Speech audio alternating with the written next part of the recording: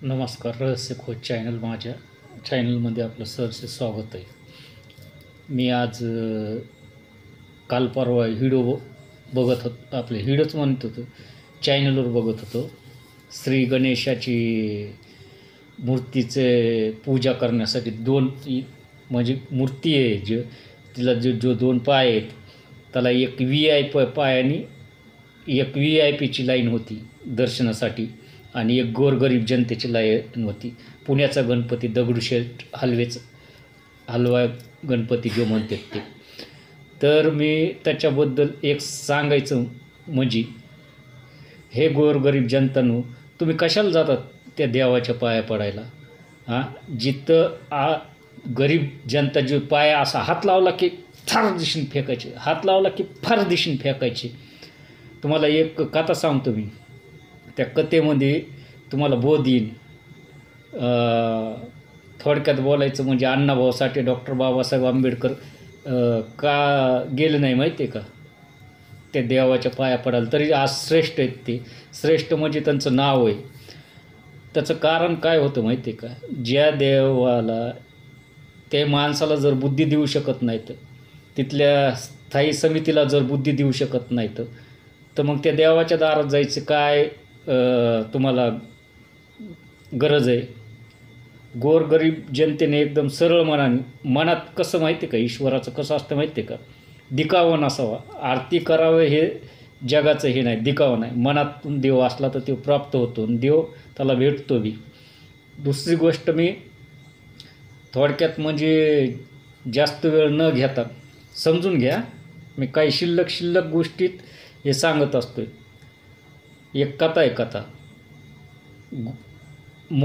मोरेश्वर गोसावी माहिती आहे का? मोरेश्वर गोसावी ते असे भक्त होते. मोरेश्वर गोसावी गणपतीचे भक्त होते. त्यांनी कोण्या मंदिरात किंवा मस्जिदीमध्ये जाऊन सेवा नाही केली. ध्यानात कोण्या मंदिरात किंवा मस्जिदीमध्ये जाऊन सेवा नाही केली. त्यांनी अखंड अशी सेवा केली आणि त्यांची बी अशी परीक्षा घेतली देवानी की त्यांना स्वतःहून दर्शन द्यावं लागलं गणपतीला. स्वतःहून दर्शन द्यावं लागलं श्री गणेशाला. त्याला भक्ती म्हणतात. तुम्ही पुण्यातलं ते सीन आठवल्यावर मनाला इतका कसं तरी वाटलं, म्हणून मी व्हिडिओ बनवून जनहितासाठी टाकायला लागलो की तुम्ही तिथं म्हणजे आपण जिथं श्रद्धेने विश्वासाने जातो तिथं देव आहे का? पण आपण जिथं श्रद्धा आणि विश्वासाने जातो तिथं देव आहे का? जिथं आहे देव तिथं जा. मी म्हणत नाही जाऊ नका, पण तिथं जाऊन तुम्ही स्वतःचा अपमान करू नका. तिथं जर VIP दर्शन आणि पैशात ते किती दम्माने दर्शन घेत होते, तर त्यांनाच जाऊन द्या ना. तुम्ही कशाला जातात? ते एक मन आहे, माँ के चरण में क्या जन्नत होती और पिता के चरण में बार बार. गणपती कशामुळं श्री गणेशा सर्वात पूज्य कशामुळं झाले हे तरी तुम्ही शोधा. आणि तुम्ही ज्या पित्याला म्हणजे पित्याची आरती करतो, पित्याची भक्ती करतो, आणि ज्या पित्याला तुम्ही पुत्राची भक्ती करायला लावती, तर देव पण कसं राहील? म्हणजे समजण्याची हे तर मेन मुद्द्यावर येतं. मोरेश्वर नावाचे गोसावी जो होते, त्यांनी गणपतीला प्रसन्न करून घेतलं आणि गणपती त्यांच्यावर प्रसन्न होऊन म्हणले, मागावं वरदान. काय मागावं? तर म्हणले, काय मागावं काय? तर ते म्हणले, देवादिदेव तुम्ही म्हणले हे, तर तुम्ही माझ्या घरी पुत्राच्या रूपात जन्म घ्यावा. आणि त्यांच्या घरी साक्षात त्यांनी पुत्राच्या रूपात जन्म घेऊन त्या काळात, हे इतिहास आहे, पूर्ण विवाहित जीवन जगले आणि 2 बायका बी केल्या रिद्धी सिद्धी. तिथं जाऊन बघा. मोरेश्वर गोसावी नाही का ते ह्याच्यात आहे, थार काय सिद्धेश्वर का असं गणपतीचं नाव आहे.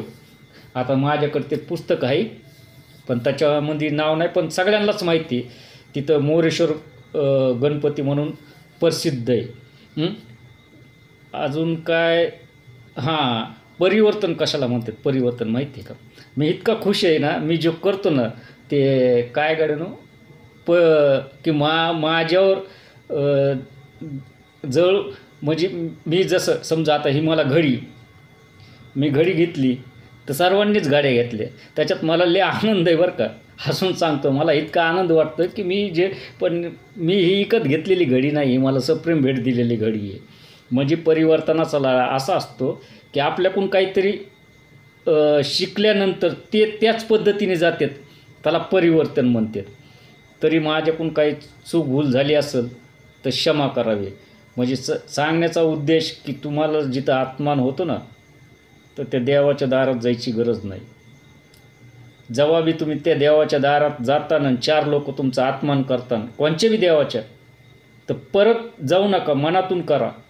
आणि ते तुमच्या संग तिथं अपमान करतात असं ढकलाढकली ढकलाढकली म्हणजे निवांत दर्शन घेऊ शकत नाही. हजारो 4-4 घंटे 2-2 दिवस तुम्ही रांगायला राहतात. मग तिथं गेल्यानंतर तुमच्या डोक्याला असं करून ढकलून दिलं जातं, तिथं काय दर्शन होतं का? अरे तिथं तुमचा सरासर देवापाशी अपमान होतो आहे. सरासर ते ईश्वर बघतोय ना, जो त्यांचे वॉचमॅन किंवा हे गार्ड्स हे असं डोक्याला धरते, तर कोणत्याच देवाच्या मंदिरात जा. अरे मग 4-4 दिवसापासून लोक तिथं दर्शनाला रांगायला राहतात, तर 1 मिनटं, एक माणसासाठी 1 मिनटं नाही देऊ शकत.